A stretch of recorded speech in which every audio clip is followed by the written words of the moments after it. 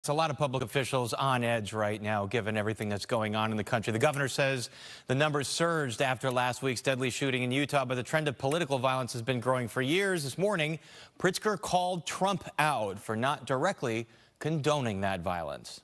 This is a moment when Americans must come together and say clearly that threats and political violence are not the answer. The governor critical of the president, but Republicans in Illinois have criticized Pritzker, saying that he himself should turn down the rhetoric. They claim he has called them Nazis. The governor today denied that. They bring up his comments saying, quote, Republicans shouldn't know a moment of peace. Now, the governor spoke following a roundtable at City Colleges of Chicago where he discussed the deportation efforts and National Guard deployments and how they're impacting communities. The president has backed off threats to send the National Guard into Chicago. ICE enforcement is expanding across the region. Pritzker says it is causing some fear.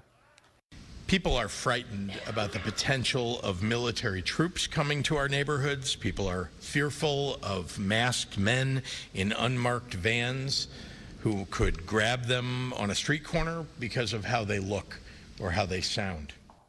And the governor today also critical of immigration authorities for their lack of transparency following the deadly shooting of a man by ICE agents in suburban Franklin Park on Friday. The Department of Homeland Security says the agents targeted Silverio Villegas Gonzalez for his history of reckless driving. On Friday, the father allegedly refused to follow agents' commands during a traffic stop and struck an agent with his vehicle. That agent, quote, fearing for his life, fired shots, killing Villegas Gonzalez. If this were the Chicago Police Department, if this were the Sheriff's Office in Cook County, if this were Illinois State Police, you would have had a lot more information already released. But apparently ICE is unwilling to provide the transparency that I think the American public and the public here deserves.